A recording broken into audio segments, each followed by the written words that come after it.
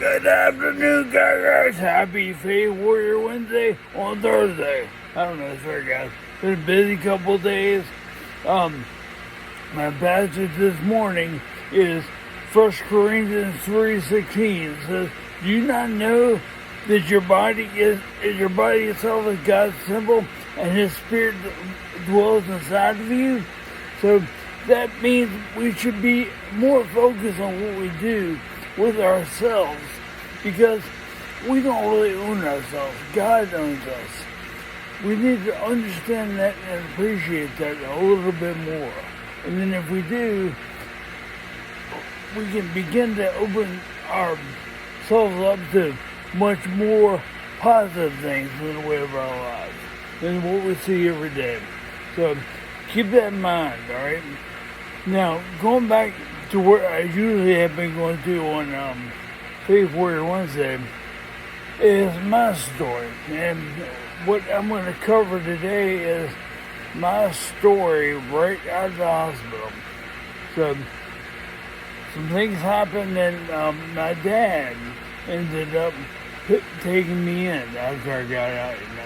And that, I got to tell you, that was not easy, because when you go through what I went through, when you go through a severe bad accident and the trauma that's supposedly to your brain, to where you don't really know how you're going to get through things, how you're going to progress, or if you're going to progress. So he took me in, and I think a lot of people, at least my opinion was, a lot of people expected me to fade away. So just go into the background and just fade away. And that's probably not too off for a lot of what happened, a lot of what was expected to happen. They expected probably me to be somewhat of a second class, I guess, citizen, or third class, and not be able to really advance to the level that I've been able to about any means. So I think what happened is their expectation based on what was told and how bad measures were, I think, minimal. My recovery would be minimal. And I mean, truly to this day, there are two things that bother me. My speech is one, which I'm sure anyone with ears can tell. And the second is the fact that I fatigue early. I fatigue a lot earlier than most, so end of my day needs to come a little bit earlier, because I get pretty tired, so I get worn out easier than most. So that's what I deal with nowadays.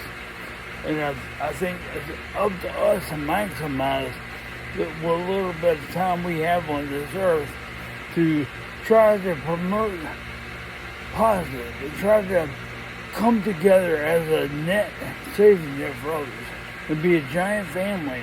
So that's what I've been able to do. My dad took me in, and I'm guessing his expectations weren't anything major. I mean, so I had to, in a lot of ways, I had to re-experience my growth at my parents' house. So I had to kind of realize in my mind, I'm way past that. But physically, I couldn't really do much. So my thing was going through, I had to go through my physical therapy still, my speech therapies. I had to go through all that. And I mean, it worked, I guess, to some degree, because I'm here able to talk to you today and able to tell you good stories about the experiences I've had. My dad was, his late 60s, and placed in a position where he had to take care of me all over again. And that's not good. That's really not good. For someone to be as old as he was, he should be kind of laying back at that point in his life, not having to re-experience some things all over again. And that's so that put the onus on me to try to really above other things. I knew that because I had to try to.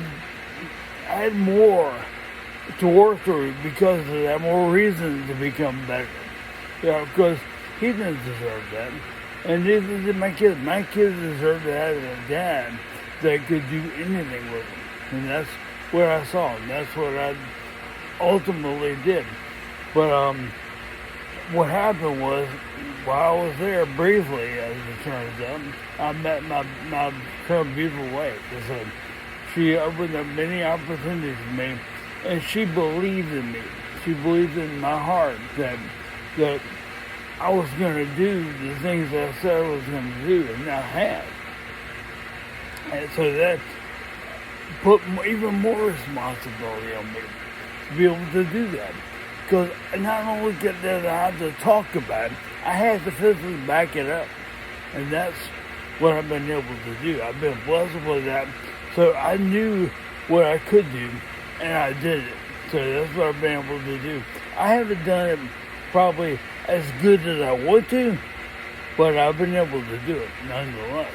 So the idea to me was always been, your expectations here, cool, I'll finish here. I'll boil it over water the best I can. So, and it's like the old saying goes, when you aim for the stars, if you fall short, you still are a lot higher than you ever planned to be or ever could be. So you're still in the atmosphere, so to speak. So that's what I want you guys to think about and focus on, all right? No matter what you're surrounded with, you can decide by putting your faith in Him that you can really do 10 times better than what you expect yourself to do.